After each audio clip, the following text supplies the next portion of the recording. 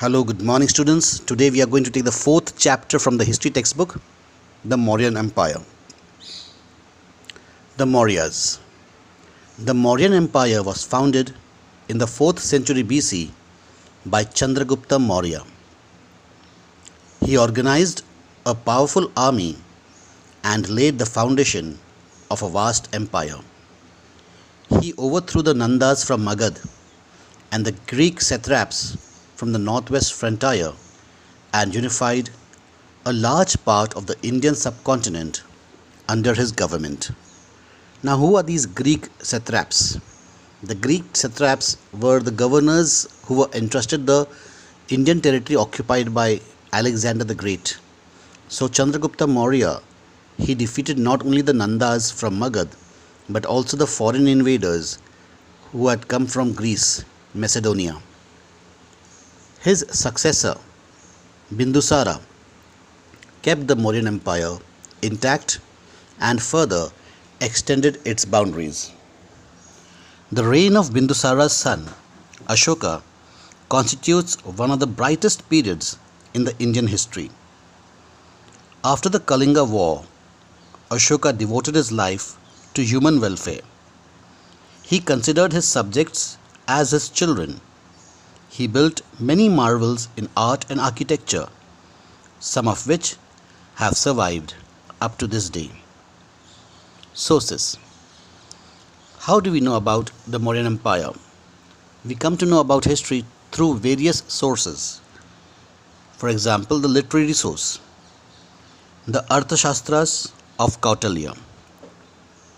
Of all the literary sources of the history of the Mauryas, the most important source is the Arthashastra, written by Kautilya, also known as Vishnugupta or Chanakya.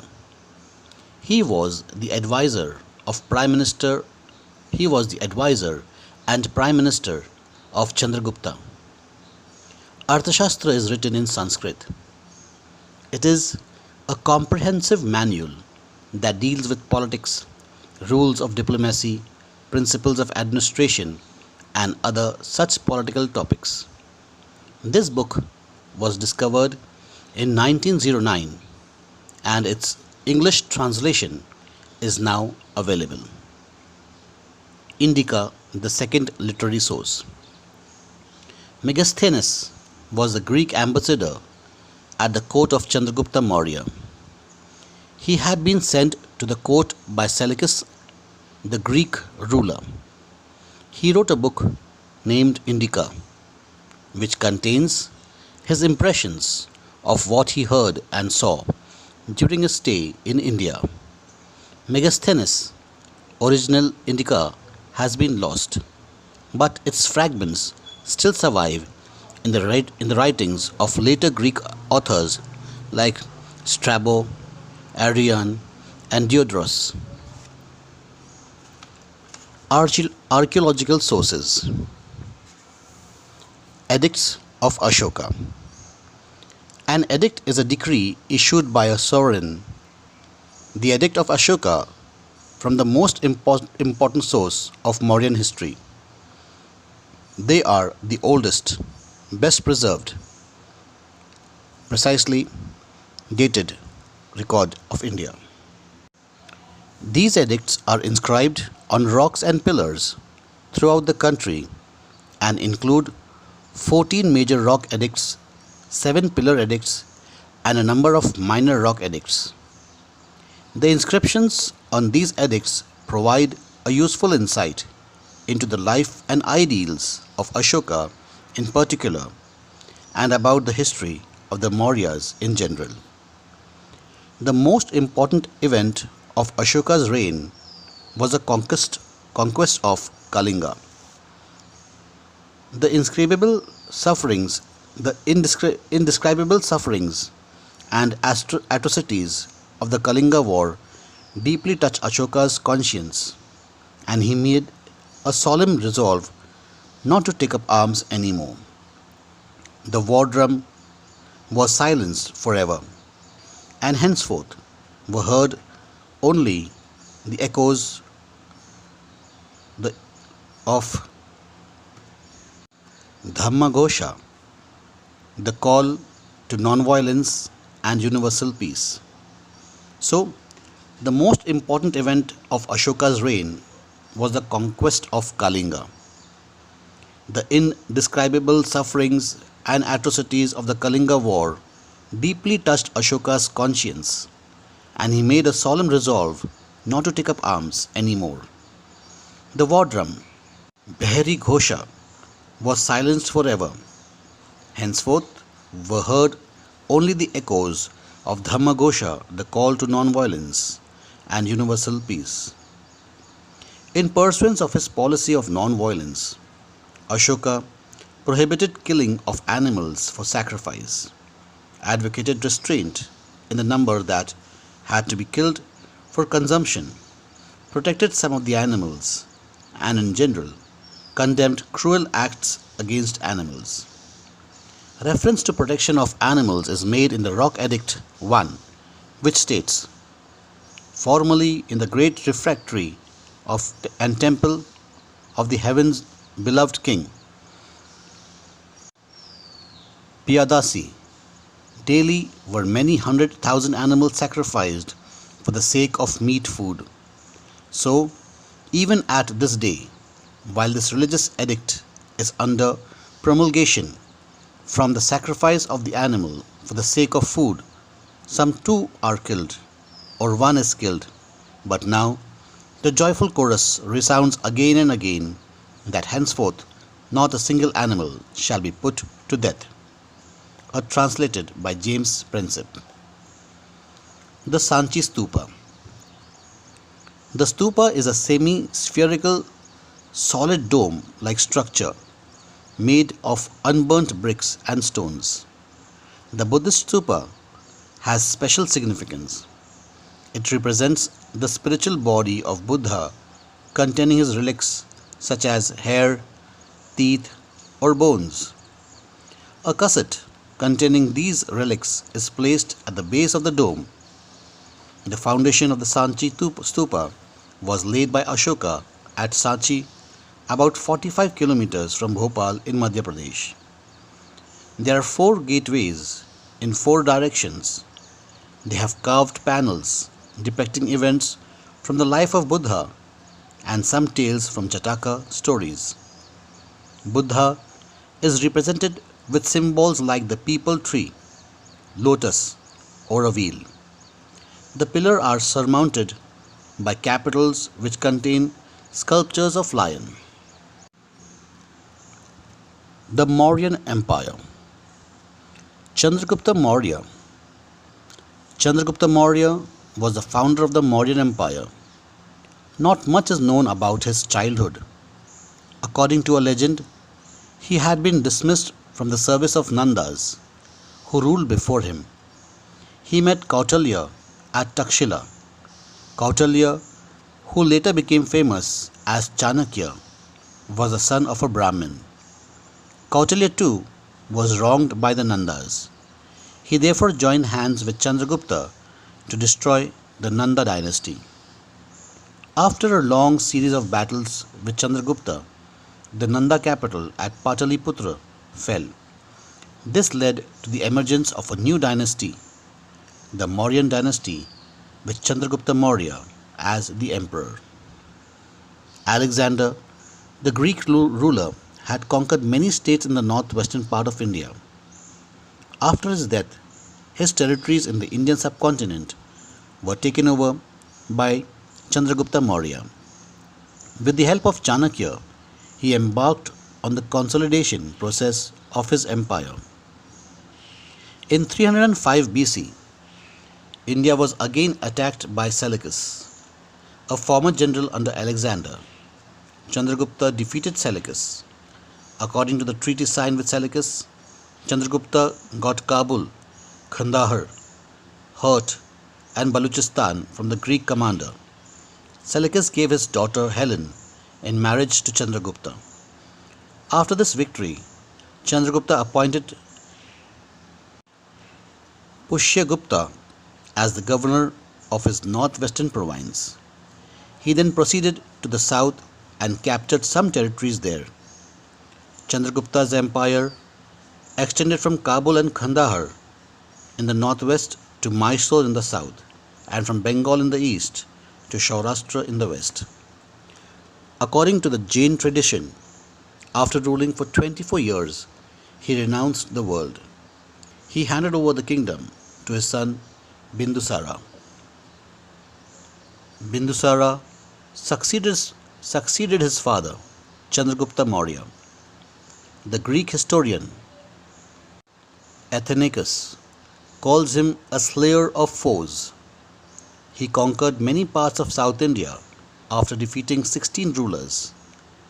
During his rule, he faced a revolt in Takshila. It was quelled by his second son, Ashoka, who was the governor there. Bindusara maintained friendly relations with the rulers of Greece. Ashoka succeeded the throne after his father Bindusara's death. On ascending the throne, Ashoka took the title of Devanam Priya, the beloved of the gods, and Priyadarshi, the beautiful one. Kalinga War. After ascending the throne, Ashoka fought the famous Kalinga War.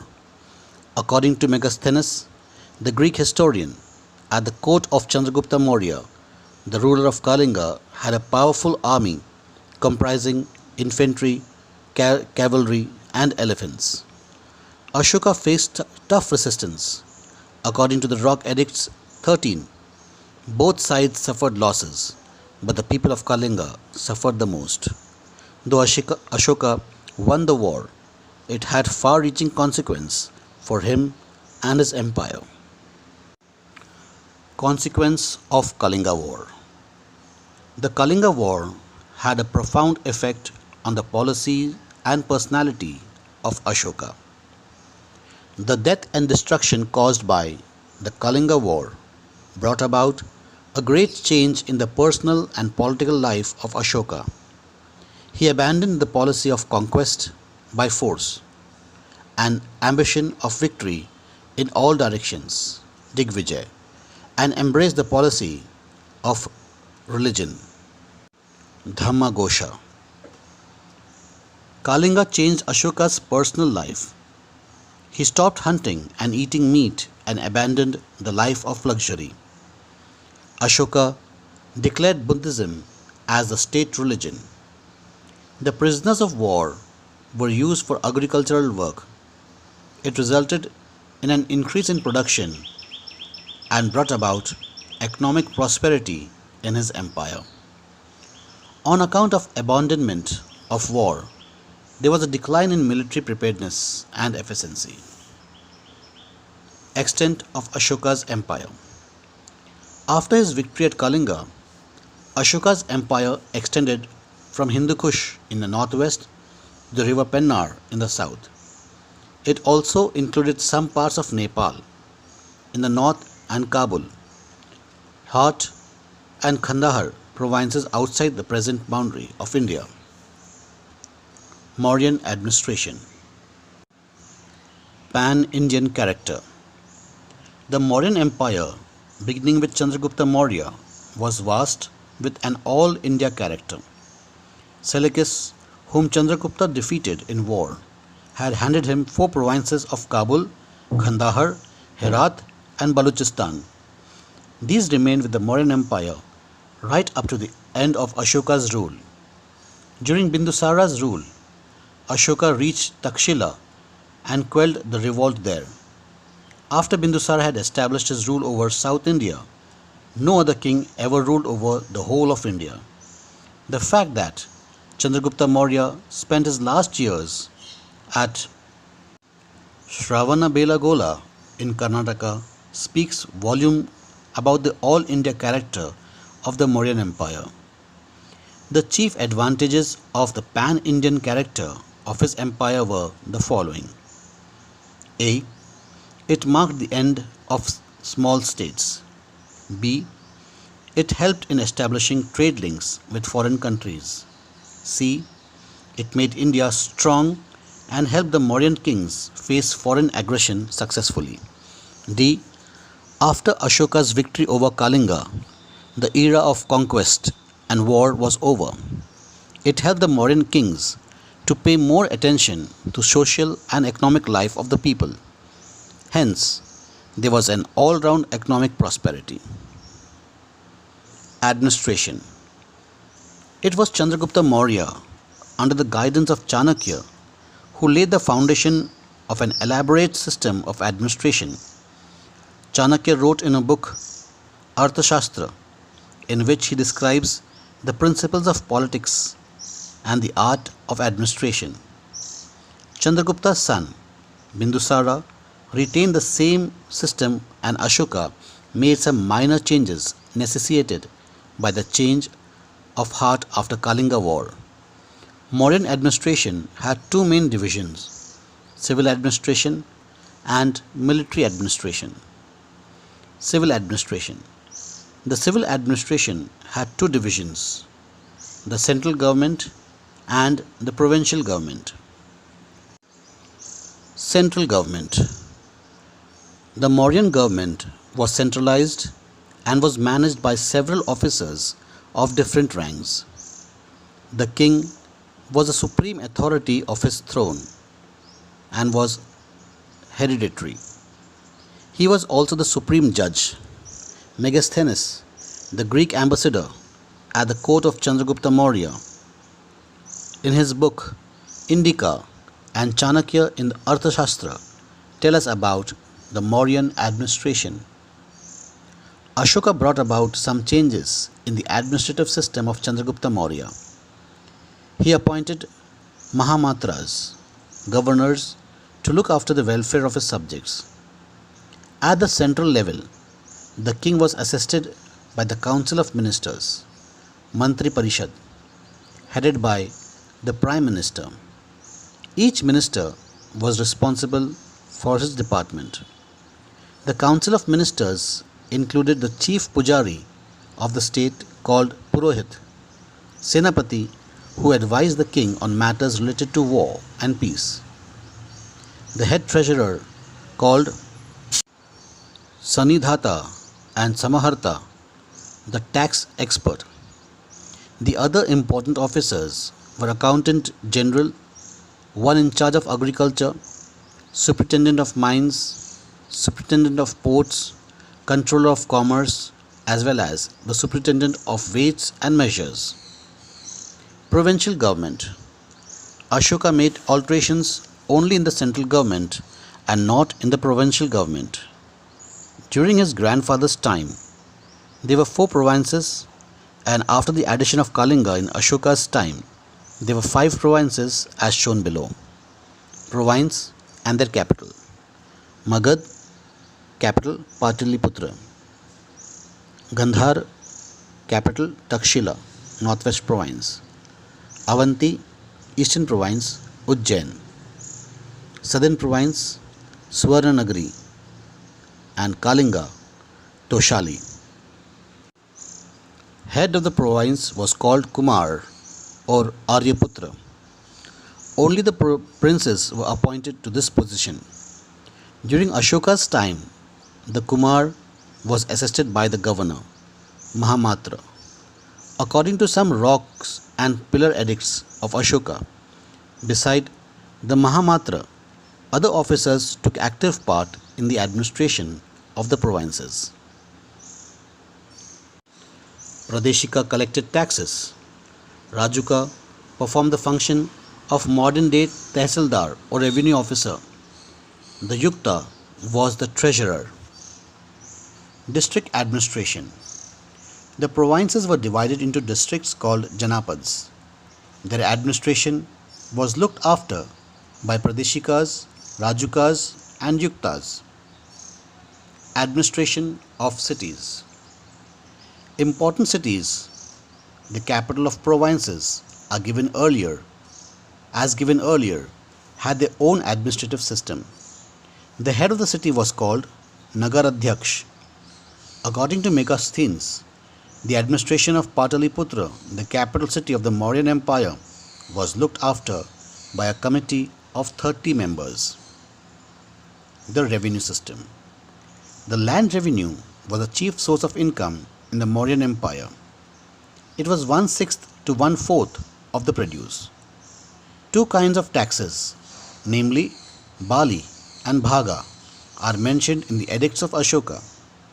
Bhaga was levied on agricultural produce and the cattle at the rate of 1/6. According to Vincent Smith and Shama Shastri, Bali was a religious tribute. Toll tax was imposed on articles which were brought for sale. Taxes were levied on liquor shops and gambling houses. Some taxes were collected from forests and mines. From the revenue collected, the state provided various facilities like roads, irrigations, hospitals, and met other expenses of the state. The spy system. Chandragupta Maurya had a wide network of spies in his empire. They were spies against the spies, and on important matters, more than one agent was asked to collect information. The king was always kept informed of the working of the bureaucracy. Military administration. Chandragupta Maurya maintained a huge army consisting of infantry, cavalry, elephants, and chariots. According to Megasthenes, the Mauryan Empire consisted of 6 lakh infantry, 30,000 cavalry, and 9,000 war elephants. According to another source, the Mauryas maintained 8,000 chariots. The chief weapons used were bows, arrows, shields, swords, etc. The king was the commander-in-chief of the army. The whole army was under a military commission of 30 members. The Maurya also had a well-laid recruitment policy. The soldiers were paid salary in cash. The Mauryan king had built forts at strategic places for safety and security of his empire. Ashoka's Dhamma. After the Kalinga War, Ashoka became the people's king. He embraced Buddhism but did not impose it on his subjects. He wanted his subjects to follow a Dhamma that may be based on the unifying principles of all major religions of the world. The Dhamma, as described in Ashoka's edict, is not a religion or religious system, but a moral law, a common code of conduct, or an ethical order, which is a common meeting ground of all religions. Principles of Dhamma. Ashoka's Dhamma had the following salient points. 1. Respect to elders and love to children. 2. Ahimsa or non-violence. 3. Good deeds or good karma would give happiness to man in the next birth. 4. He taught people to respect all religions. 5. Disapproved empty rituals. Impact of Dhamma on Ashoka's imperial policy. Religious unity. People belonging to different religions follow the emperor's policy of religious tolerance. Moral values. People under the influence of Dhamma started living a moral life. End of crimes. The policy of Ahimsa did have a great moral impact on people. Thefts, crimes, and other such activities almost came to an end. Public welfare. With the policy of conquest and wars having come to an end, Ashoka's Dhamma helped officials to undertake public welfare and public work scheme. This resulted in prosperity and helped people to lead a peaceful life. I am attaching another document along with this video. Kindly see both, listen to it very carefully, and try to understand the lesson in a better way. तो ये मौर्यास कौन थे? देखो, मैंने जानबूझकर आपको हिंदी में explanation इसलिए नहीं दिया क्योंकि मैंने देखा है, नोटिस किया है कि आप केवल बहुत ही कम पोर्शन जो है आप इस वीडियो को आप देख रहे हो, और मैं चाहता हूं कि आप वीडियो पूरा देखें, उसे अच्छे से सुने, टेक्स्ट बुक साथ में ले और जब हम रीड करते हैं, आप भी उस टेक्स्ट बुक को रीड करें, उसको अंडरस्टैंड करने की कोशिश करें। क्योंकि हम आमने सामने नहीं हैं, इसलिए मैं आप लोगों का डाउट्स डायरेक्टली क्लियर नहीं कर पाता हूँ। लेकिन हाँ, हफ्ते में हम एक दिन डाउट क्लियरिंग सेशन रखते हैं। आप अपना डाउट्स नोट कीजिए और हर सैटरडे तक का आपके डाउट्स आप चैट सेक्शन में डाल सकते हैं। I will go through your chats even if we don't have a particular topic of discussion on that. I will clear your doubts. So don't hesitate to put in your doubts in the chat section. So now the explanation I will give in Hindi for those who want it. Otherwise you can discontinue from here and start answering the questions which is given above. तो ये मौर्यस कौन थे और मौर्य का राज्य किसने स्थापित किया? चौथे शताब्दी में चंद्रगुप्त मौर्य ये एक योद्धा थे। ऐसा माना जाता है कि Chandragupta Maurya Alexander the great की आर्मी में एक जनरल थे और उससे पहले वह नंदा राजा था, नंदा के साथ में उनके यहाँ पर वह एक सरदार हुआ करते थे। लेकिन नंदा ने चंद्रगुप्त मौर्य को अपने राज्य से निकाल दिया। तो जब ये अपने राज्य से निकले तो इनकी जो ट्रेनिंग जो हुई वो अलेक्जेंडर द ग्रेट के साथ में ट्रेनिंग हुई और बाद में इनके साथ में जुड़ गए चाणक्य जो उनका एक नाम है कौटिल्य या विष्णुगुप्ता की रणनीति के मदद से चंद्रगुप्त मौर्य ने नंदा को हरा दिया। नंदा के साथ में जो नंदा डायनेस्टी थी वह बहुत ही ज़्यादा रिलैक्स्ड हो गई थी, बहुत ही ज़्यादा करप्ट हो गई थी और इनको बदलना बहुत ज़रूरी हो गया था। क्योंकि ना केवल चंद्रगुप्त मौर्य लेकिन चाणक्य या विष्णुगुप्ता या कौटिल्य, इन नाम से चाणक्य जाने जाते हैं, ये भी पहले नंदा के साथ में ही थे, लेकिन नंदा ने इन्हें भी निकाल दिया। तो ये सब मिलकर नंदा के ख़िलाफ़ में मोर्चा खोल लिए और नंदा को हराकर चौथे शताब्दी में चंद्रगुप्त मौर्य एक राजा बन गए। चंद्रगुप्त मौर्य के बेटे थे, उनका नाम था बिंदुसारा।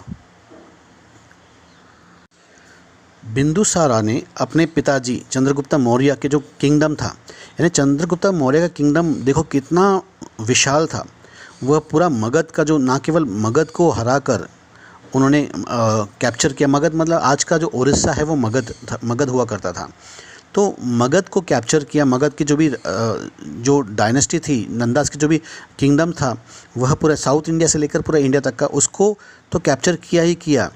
लेकिन जो अलेक्जेंडर के जो जनरल्स थे, जब अलेक्जेंडर जो एक ग्रीक कॉन्करर था, वह इंडिया से जब लौट रहा था तो उनके बीच में ही मलेरिया की वजह से मौत हो गई और उनके जो जनरल्स थे उन्होंने जो टेरिटरीज़ थी उसको आपस में बांट लिया। तो इन्हें हम ग्रीक सत्रैप्स कहते हैं, सत्रैप्स यानी जनरल्स। तो इन जनरल्स को भी हराकर चंद्रगुप्त मौर्य ने इस राज्य को एक बहुत विशाल राज्य बना दिया। फिर उनके बाद में उनके बेटे बिंदुसारा ने इस एम्पायर को जैसे का वैसा रखा, उसको इंटैक्ट रखा और आगे बढ़ा दिया। उसकी जो बाउंड्रीज है उसको और कैप्चर करके इसे एक और बड़ा सा किंगडम बना दिया। इनके बाद में बिंदुसारा के जो बेटे हैं उनका नाम है अशोका। अशोका का जो brightest period of Indian history है, आज हम अशोका को एक बहुत बड़े राजा मानते हैं। विश्व का सबसे अच्छे राजाओं में अशोका का नाम गिना जाता है। तो अशोका का जो हिस्ट्री है, जो लाइफ हिस्ट्री है, वो कालिंगा वॉर के बाद में बहुत चेंजेस आ गए। कालिंगा वॉर एक ऐसा महायुद्ध था, उस ज़माने का एक बहुत बड़ा युद्ध था जिसमें दोनों साइड के, कलिंगा के और अशोका के जो लोग थे वह मारे गए। हाँ, वहाँ के जो यहाँ यानी वॉर ऐसा हुआ था कि कलिंगा ने अपने बच्चों को भी जंग में लगा दिया। बच्चे, बूढ़े, औरतें, ये सब लड़ाई करने में लग गए अपने देश को बचाने के लिए, अपने राज्य को बचाने के लिए। तो अशोका ने जब देखा कि इतने लोग मारे गए हैं तो उनके दिल में एक परिवर्तन आया। उसके बाद उन्होंने सोचा कि इसके बाद हम कभी युद्ध नहीं करेंगे और ये एक प्रकार से राजा की कमजोरी होती है। राजा ताकतवर कब होता है, जब उससे लोग उसके क्रोध से डरते हैं। लेकिन अशोका ने यहाँ पर शांति को अपना लिया और धीरे धीरे करके जो मौर्यन डायनेस्टी थी अशोका के बाद में कम होते गई। तो हम ये मौर्य डायनेस्टी के बारे में हम जानते कैसे, ये हमें इसका नॉलेज कैसा मिला है? तो हमें इससे नॉलेज जो मिला है वो लिटरेरी सोर्स से मिला है। जैसा अर्थशास्त्र किसने लिखा? कौटिल्य ने या चाणक्य ने। जो चाणक्य नीति जो है हमें उससे बहुत कुछ मिल जाता है। और दूसरा एक किताब है, उसका नाम है इंडिका। इंडिका लिखी है मेगास्थेनस, यानी ये ग्रीक के एक एम्बेसडर थे। जो अलेक्जेंडर का जो सेलेकस नेक्टर, अलेक्जेंडर का एक जनरल था सेलेकस नेक्टर, उसने मेगास्थेनस को इंडिया में भेजा और मौर्य से, चंद्रगुप्त मौर्य से काफ़ी प्रभावित हुए, इनकी डायनेस्टी से काफ़ी, इनके किंगडम से काफ़ी प्रभावित हुए। तो सेलेकस नेक्टर ने जो कुछ देखा है, जो कुछ उन्होंने सुना है, उसको अपनी किताब में उन्होंने नोट कर लिया। इस किताब का नाम था इंडिका। तो हमें लिटरेरी सोर्स यानी जो लिखित सोर्स है, ये अर्थशास्त्र ऑफ कौटिल्य और इंडिका ऑफ मेगास्थेनस, इन दो सूत्र से हमें अशोका की या मौर्यन डायनेस्टी के बारे में हमको पता लगता है। इसके अलावा और भी सूत्र है, जैसे आर्कियोलॉजिकल सोर्स मतलब जो कुछ चट्टानों पर, पत्थरों पर या स्तूपों पर जो लिखा होता है, जो गड़े होते हैं और उसका शोध होता है, उसके बाद में हमको उनकी जानकारी पड़ती है। तो ऐसे बहुत सारे आर्कियोलॉजिकल सोर्स है। उसमें से एक है एडिक्ट्स ऑफ अशोका के बारे में जो कुछ लिखा गया था चट्टानों के ऊपर, पत्थरों के ऊपर। तो ये उसमें लिखा था कि अशोका एक कितने महान राजा है और उनकी जो नीति है वो आपको माइनर और मेजर रॉक पिलर्स में ऐसे 14 मेजर एडिक्ट्स है, 14 ऐसे रॉक पिलर्स है जहाँ पर अशोका के बारे में हमको जानकारी मिलती है, और 7 छोटे मोटे या माइनर एडिक्ट्स है।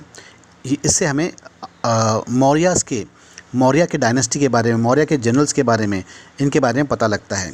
जैसे इनमें अशोका ने या उनसे पहले जो राजा थे बिंदुसारा और मौर्य, चंद्रगुप्त मौर्य, इन्होंने किस प्रकार से अपने प्रोविंसेस के ऊपर ऑफिसर्स अपॉइंट किए थे, ऑफिसर्स का जो नाम था उसके बारे में। लेकिन एक जो अशोका का जो एडिक्ट है उसमें हमको कलिंगा वॉर के बारे में बताते हैं कि कलिंगा वॉर में कितनी तबाही हुई थी, कितने सारे लोग मारे गए थे, उसके बारे में हमको इसमें बताया जाता है। और उसके बाद में इसमें ये लिखा है कि अशोका ने तय कर लिया था कि आज से जो युद्ध का जो नारा है या युद्ध का जो नगाड़ा है वो नहीं बजाया जाएगा। युद्ध के नगाड़े को बहरी घोष कहते हैं। बहरी घोष को हमेशा के लिए खामोश कर दिया जाएगा और इसकी जगह बजेगा धम्मा घोष। धम्मा घोष वो है यूनिवर्सल पीस, शांति का संदेश पहुंचाने वाला। तो इस प्रकार से अशोका के पिलर से हमको काफ़ी कुछ जानकारी दी जाती है। अशोका ने इस युद्ध के बाद में मांस का सेवन करना बंद कर दिया और जानवरों को बचाने की नीति अपनाने लगा। फिर सांची स्तूपा से भी हमको पता लगता है। सांची स्तूपा जो है, ये यहाँ पर डोम जो होते हैं, इस सांची स्तूपा में जो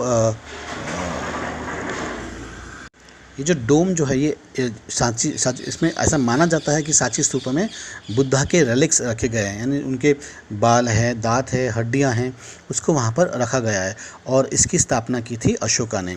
ये सांची से 45 किलोमीटर के आसपास है, यानी भोपाल के, मध्य प्रदेश जो भोपाल है ना, वहाँ से 45 किलोमीटर के आसपास है।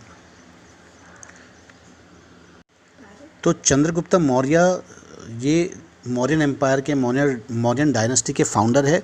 उसके बाद में उनके जो बेटे हैं बिंदुसारा, उनका राज्य आया और उनके बाद में आया अशोका।